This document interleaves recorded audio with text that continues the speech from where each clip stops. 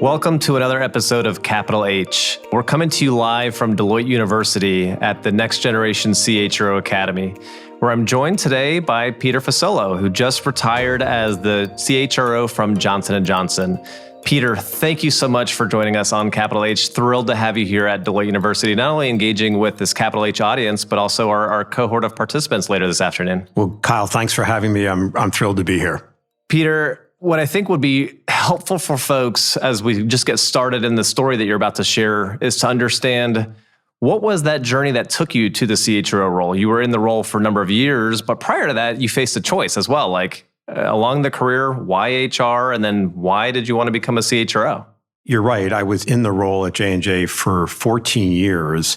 And obviously, I stayed in that role because I truly loved the human capital agenda for the company. Yep. But when I started in my career, I was always interested in looking at companies as social systems, as looking at the company as a set of interdependencies between your people agenda and the leaders in the organization. I have a PhD in organizational behavior, and I went into consulting at first, working with small and medium-sized businesses that were growing quickly, and then went into corporate, and then my career went forward. But I was always interested in how I could do my part in supporting leaders to be at their very best, to drive more customer intimacy or patient advocacy or innovation in the company. And it was just a way of looking at an organization holistically and from a system standpoint. And I really enjoyed that. Yeah. Well, Peter, I felt privileged to have the chance to get to know you over the past few months and to hear you speak and the way you think. It's been obvious that you are an early version of the CHRO model we need maybe more of now. Truly systems thinkers, right? Who aren't thinking about the function in isolation with the rest of the business. And how are you thinking about what are those business outcomes connected to what you're doing for the humans, whether that's your leaders, your workers, your customers, patients, in the life sciences space, healthcare space, or whatever your end customer might be in other fields. But even with that maybe desire to think about things end to end, the way in which you were focused on, driving value for the business, at some point along the way, you also then had to say, the best place for me to do that is in the CHRO role. So what was the thought process and reflection for that as the path for you to ultimately drive the greatest impact for an organization? Well, I think, Kyle, the way, maybe with the benefit of looking backwards now into what I was able to do, that was really a function of where could I have the biggest influence in the C-suite or in a boardroom. Because the human capital agenda for the companies I had the privilege to work with were incredibly important to the patients, to the employees, and to the leaders. And you have to recognize that the human resources function is there in support of and to enable the execution of the business strategy. So you have to have a position of influence. You have to have a position where your voice in the room matters deeply. And I always aspired to create an environment where the people agenda in the companies I was part of had its prominence and had its equal footing with the other functions in the organization. I do think nothing is more important in a firm or a corporation than making sure that the people agenda and the systems you have in place for your employees and your leaders are world-class. Because at the end of the day, the function is all about ensuring that you have the right leadership, culture, and innovation to drive what matters deeply to the people you're supporting, which is market access, better revenue, better innovation. And the way you do that in large part is through its people. Peter, there's a couple of different things I want to dig into based on what you've shared. First, maybe I'll start with the look back comment you made and say, you made the decision to step into a CHRO role when you had that opportunity come forward.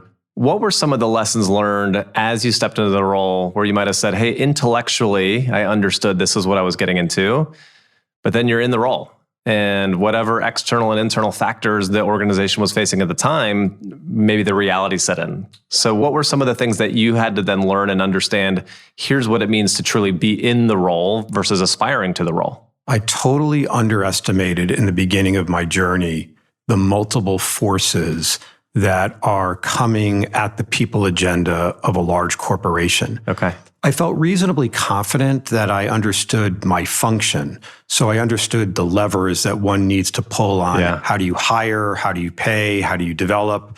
How do you engage a global workforce? And I felt confident that I had the technical and the experience to move in that direction. Yep. What I underestimated and hopefully got better over time was navigating the external forces, the geopolitical issues that a corporation faces, the rising and changing expectations of employees with respect to a variety of different issues. Obviously, in the latter part of my career, the impact of AI and machine learning and digital on the disruption of a workforce and how do you, with responsibility, upskill your workforce over time. And then clearly, one of my biggest learnings were working with a board, working with committees, and understanding the awesome responsibility you have as a chief HR officer to work with a board who will, in partnership, guide the direction strategically of a company. Yep. These are things that you can anticipate and you can think about intellectually, but you really don't know until you're in it on how to balance those various forces that are coming into the office. Yeah. So, Peter, I want to go to the second thing I had been thinking about with some of your earlier comments that I think tie into what you just shared as lessons learned. You very intentionally have said human capital agenda, people agenda, right? This is not HR function strategy. So can you share a little bit maybe more about why you're using those words, right? Because I think a number of CHROs, HR leaders are always grappling with what am I doing with the function and what am I doing for the enterprise? And you even just said, right, the things I do for the function must be in service for the enterprise. But I'd love to hear some of your thoughts relative to like that balance and focus and how those things connect to the business value that you get focused on driving. It's a good question, Kyle, and a good insight. I never confused my role at Johnson & Johnson, my role and the role of the entire human capital group was to support and to enable the execution of the business strategy. So if you start with that premise, then what you have to think about is designing your human capital or people agenda from the outside in, not the inside out. I do think HR, the function, spends, I think, a little bit too much time talking to itself. It's a necessary but not sufficient condition to add value. If you try to look at the people agenda through the eyes of the CEO, the P&L leaders, the C-suite, you have to reflect on what are they trying to get done every day? Well, they're trying to get some big things done. They're trying to open up new markets. They're trying to accelerate innovation.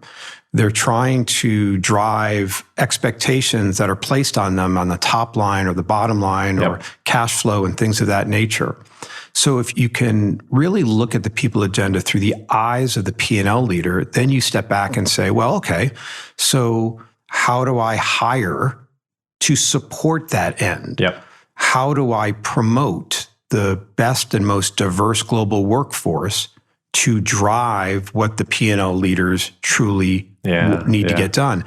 I don't think there's a direct one-to-one correlation or connection between one thing on the people agenda and one outcome. It's more holistically, more systems-wide. And then the job of the CHRO is to disproportionately allocate resources, financial, people, time, to the strategic direction of the company. You don't have to be right in every single place. You have to be right in the strategic areas that the firm or the corporation is driving towards. Yeah. You don't need an A in every class. Yep. Sometimes you need pass fail, and sometimes you need to crush it. And you need to determine that based on the strategic direction of the firm. Yeah. Well, and Peter, part of the way you just framed it, business new market entry, or hey, we're launching new product, or what are we doing with an end customer? It's not a hard shift in language to go approach a business leader and say, hey, I understand you're doing this initiative. Here's what we think that means relative to the people, right? Whether that's your sales team, your engineering team, or otherwise.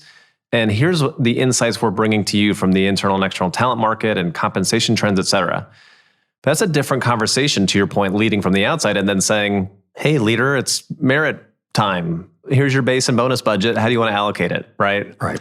So it's an important shift because now you're speaking the language of the business and saying, here's the things that we can do to help you support, to enable and achieving those business outcomes. So Peter, 14 years in the role, engaging with C-suite, engaging with the board, you've seen a lot happen over that time relative to macro factors, internal factors, how the role itself has changed, how the function has changed.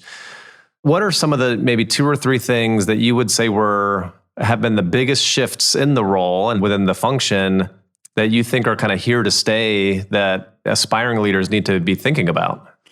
Well, let me start off with what I think hasn't changed and shouldn't change as it relates to the human capital or people agenda of companies. I would say first, we are in a unique position as human capital partners with our business to ensure that there is real caring and investments to the employees and the leaders in the organization. Sure. Care matters. Yeah. The employees need to see that the C-suite and the corporation has an investment model in them, not a transactional relationship. Yeah. The second thing, especially in today's world, there needs to be an emphasis on trust. Yeah. Employees are looking to the C-suite for more predictability in times of uncertainty. That matters deeply. And only when you have care and trust can you continue to raise the bar. Yeah. So I think those things really need to stay true. Yeah. Purpose, care, trust, and that matters deeply to anyone inside a corporation. So where is this all going? Well, I do think that we could have a long conversation on the disruptions of AI and machine learning and digital. That is disaggregating the human resources, capabilities, and functions within large firms. Yeah. We are seeing automation happen in record speeds right now. So what that means is, especially you're seeing AI disaggregate mostly in the talent acquisition, total reward space, in the performance management space, and it will continue to rapidly course through the function. So what does that mean for the function? That means that you have to rise to where the issues are in the corporation, which is, who do I hire? Who do I promote? What's the optimal organizational design to get at growth? What's the innovation within the organization? What's the health of the unit I'm supporting? You're there not to be rewarded for process anymore. The process will be, you'll find the common process on how you hire and promote and pay. What you will be rewarded for are outcomes. And those things are around the leadership, culture, and innovation of the unit that you're supporting. So that would be the first thing I'd say. Secondly, I would say, the geopolitical issues. I was in a conversation recently where someone reminded me of a book that was written back in 1921 by an economist. And he was talking about the interplay between profit, uncertainty, and risk. Companies are rewarded for taking risks. What many C-suite leaders and HR leaders have to navigate is a lot of uncertainty right now. Yeah. How do you really put frames around that? So I think that's true. And I also think at the end, what you have to make sure is you have this built to last philosophy on how you create an enduring organization Sure. for your patients, for your customers, for your shareholders. And a lot of that just comes through the CHRO's office and his or her team. Peter, I think there's a few things in terms of what you just shared. One, with a disaggregation of work that even doubles down your earlier perspective on needing to be a systems thinker, right? You need to understand, how does the entire system work? What are the parts? How do they connect? How do they link to those business outcomes, as you noted? And hopefully, uniquely, CHROs and HR functions say, this is an opportunity for us because we are the one function working across the business today to understand what is the work outcomes our respective functions that we support are trying to achieve. And therefore, how do we bring perspective on internal, external talent, full-time, part-time, gig, contingent, AI and automation capabilities, right? So it would seem to be an opportunity if people maybe use some of that language of business, and then, to your point, rise to what are those business issues folks are grappling with, right? I, as a business leader, might say, what's the best way I deliver patient care? Well, CHRO and HR team should have a point of view that says, here's what we see in the external market relative to these trends evolving. Here's how we think you might navigate now your workforce mix differently, or use automation to free up capacity in the team to continue to drive the highest and best outcome, right? And then to your point around make that enduring. It shouldn't rapidly shake itself to the core every time there's some sort of macro, whether technological or other trend. It should flex and adapt, right? But there are things that will endure and be true to how do you make sure that you're still driving those business and human outcomes at the end? No question, Kyle. And I do think we're all in pursuit of enduring outcomes in whatever businesses that we have the privilege to be in. I do think most CEOs, C-suite, and boards and CHROs want this long-term value creation approach to their entities. But you get caught up in a crisis, or you shift your strategy too abruptly. And sometimes companies straddle. They articulate a certain strategic direction, or there's disruption in the marketplace and they have to adapt, but they straddle. They articulate a direction, but then don't allocate the financial, people, or time allocation across that, and they get caught. They get caught in the middle and they straddle. So the job of the CHRO, in partnership with the line leaders that they support, is to have a true north, build up the capabilities long term, and yet stay agile and adapt quickly enough to pivot to what the marketplace is telling you. Most large corporations do not change unless forced from the outside in. That's a customer shift. It could be a pricing issue. It could be an innovation shortfall. And then you have to adapt. Cultures, they're strong one way or the other. And cultures only shift if forced to from the outside. Peter, something that we haven't touched on too deeply, but you've referenced it as well, is some of your lessons learned with the board's role in this. And certainly, I think over the last several years, I've seen a number of boards rename themselves from just comp committee to maybe human capital committee, or people and talent, people and culture, whatever it is, to reflect the fact that these human topics, human capital topics, are top of the board agenda. So can you share a little bit about how you've now touched on some of the evolving role of the CHRO and the function and where that might be headed? What role does the board also have to play in helping drive this value creation, not only for the enterprise, but for all of those different stakeholders? The board plays an enormous role, and the partnership with the CHRO is incredibly important. You're right. There's a shifting dynamic now on what should the agenda be. Historically, it may have been more narrow around who we're paying, what we're paying them, what does the succession look like, et cetera.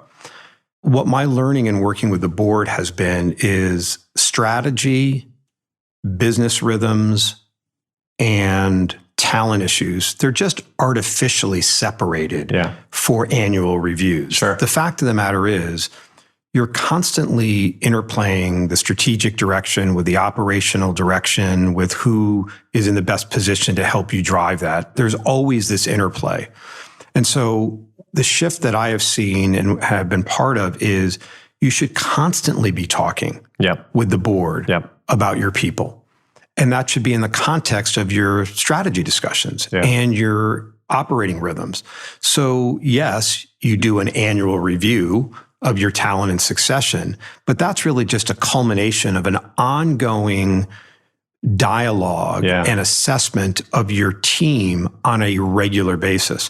So I worked pretty closely with our Nom and Governance Committee and our Comp Committee on the typical pay and succession issues, but it was just a pause in an ongoing continuity of discussions. The board has been very instrumental on how do they see the value of the human capital agenda in the corporation.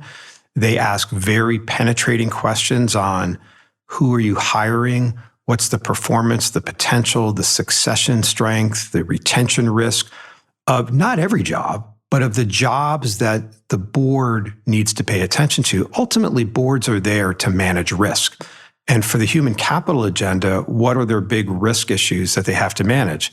Succession, and it's predominantly CEO succession, but C-suite succession. It's around governance of pay. It's reputation. And so you have to be really in tune with the board on what's happening reputationally, succession-wise, and what's happening in the corporation. And lastly, I'd say, Kyle, that the CHRO needs to have a relationship with the board in a way that some things that the board may want to know or may suggest you do may not work in the culture of your company. Boards are rightfully so very inquisitive. They have their own ideas from the companies that they have led. And the CHRO needs to have enough insights and relationships to say, that's a really good question. I'm not quite sure it would work in our culture, and here's why, and have enough confidence to be able to do that. If not, you could be running around fulfilling lots of different inquiries that are not really adding value to the firm at large.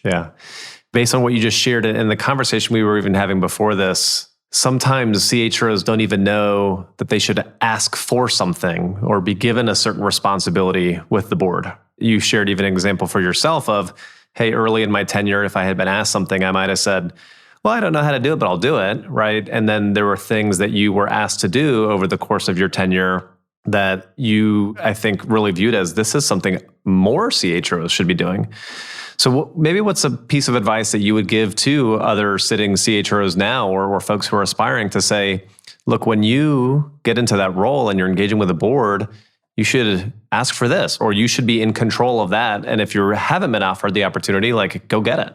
No question. And I think my advice to newly appointed CHROs or ones that are looking to have even more influence is do your best to move beyond the job description and promote yourself beyond what that job description initially defined you as. Okay. I learned over time that getting involved in public policy issues, getting involved in ESG issues, getting involved in more M&A work at the highest levels of the corporation is something you have to demonstrate you're interested in. You have to demonstrate you have the capabilities and the skill sets to offer value to. But ultimately, I was fortunate to work in a company in Johnson & Johnson where the people agenda was so well respected and so well regarded that it afforded me the opportunity over time to move beyond the traditional aspects of just hiring, promoting, developing, paying. And I was asked and was able to learn how to expand the platform even more so. So you have to understand the culture you're in, what the expectations you have. But to your very good point, many times you just have to go in and reflect with a board or a CEO. Have you thought about, my basic view is always leave the CEO and the board more than what they're asking for. You should know that you're an advisor to the CEO and to the board. You should know more than what you're speaking about to do your homework. you can't have an ego in an advisory role. Yeah. You have to understand that your job is to give your point of view strategically, operationally, or people-wise. At the end of the day, the line leader will be making his or her decision. And so I never, again, confused my role. It was a good day for me if I gave my advice. It was well-informed. It was grounded on facts. And then the line leader would do what he or she thought best. Sometimes they would follow my advice. Other times they wouldn't. It was not a good day if I couldn't find my voice on a particular issue.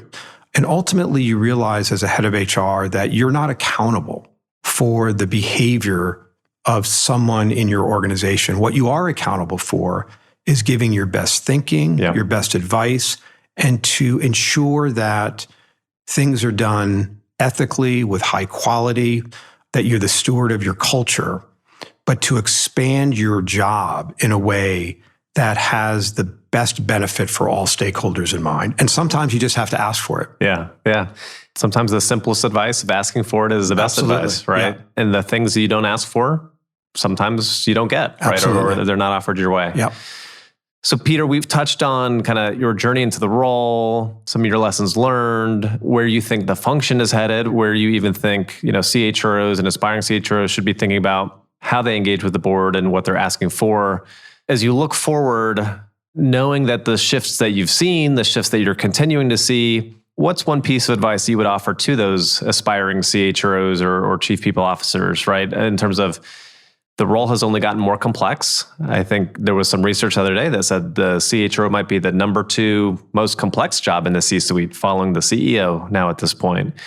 What's maybe a word of advice or a place to start for those who are still thinking, do I want this role? And if yes, how do I make myself ready for it? A couple of reflections, Kyle, from my learnings. I would say the first thing is CHROs should not confuse their responsibility relative to the board and the corporation. The CHRO's role is primarily to the employees that they support. Sure. They have to work with the board. They have to ensure that there's good governance. But don't confuse that and think that you're working for the board. Your job is to guide the board and have a collaborative relationship and to learn from the board. But don't confuse that. Secondly is when you're working with the CEO and the C-suite predominantly, always think about the people agenda through their seat. They care deeply about the businesses that they have responsibilities for, and they have enormous pressures on them to deliver in the short term to ensure their businesses are sustainable in the long term. They're making massive trade-offs. They're making very big people decisions. They're taking risks and they're allocating resources. So your job as a HR leader is to connect that agenda to what they care about, not what we care about. We are there in service of. Third point I'd make is for a CHRO, your relationships with your peers, incredibly important. You have to be a player coach. You have to have no agenda. The minute any of your peers or the board or the CEO thinks that you have a personal agenda, you can't do your job. You'll lose trust. You lose trust.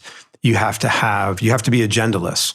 And my relationships with my EC peers at Johnson & Johnson were really important to me. I tried to serve as a executive coach to them. I tried to do my best to help them be even more effective, while at the same time making sure that I was not just the CEO's head of HR, but I was their head of HR and the organization's head of HR.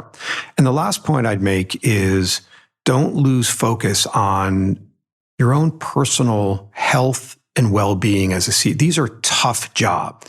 They're physically tough. They're emotionally tough.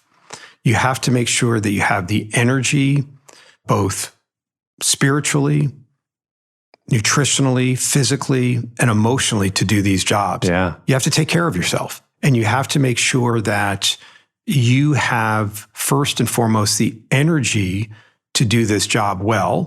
And you have to take care of yourself so that you can care for others. And you shouldn't give that away. Don't compromise that, because the demands, to your very good point on the CHRO, are enormous. And there's so many things coming at the role that you have to stay physically, emotionally, nutritionally, and spiritually anchored on what's important to you as a person. Yeah. Well, Peter, if I were to share maybe 2 or 3 takeaways from our conversation here, I'll even start with that last one, right? If you're not taking care of yourself, you can't take care of the company nor the people within it. So people really, as they think about, do I want this role, yes or no, even assess if you're taking care of yourself today in your current role, and think about what it means to shoulder that responsibility. I think secondly, as you noted a number of times, you need to be focused on what are those end outcomes that the organization is trying to achieve, and how do you talk to your stakeholders, whether business, board, customers, your workers within the function, using the language of those end outcomes, right? And then having the draw through of, okay, here's what we're doing within the function to enable those end outcomes. And I think third is whether it's responsibility within the C-suite and the organization, responsibility at the board, ask for it, right? Oftentimes, as I engage with some CHROs, HR leadership teams, under this very broad, hey, how do we be more strategic? How do we make more of an impact? Have you asked for it? Have you asked for whether the funding and the resources? Have you made the case that says, if I get ABC, I can do XYZ, right? Sometimes it's just as simple as needing to ask for it. So Peter, we truly appreciate you for taking the time to join us at Deloitte University, not only to engage with the cohort of folks in the Next Gen CHRO Academy, but also with our Capital H listeners. This was a pleasure for me to learn from you and the wealth of experience you have. And I hope, listeners, that you enjoyed all of the lessons that Peter shared here. It was truly an honor. Great, Kyle. Thank you for having me. And thank you to Deloitte and Deloitte University for everything you're doing to shape the human capital agenda today and for tomorrow. Capital H listeners, I hope you enjoyed this episode. Stay tuned for more from our time here at Deloitte University. And make sure, as you reflect on this, whatever role you're in, start with the question of, am I taking care of myself? And by taking care of myself, can I take care of the business and my workers and my team? Till next time, stay tuned for more.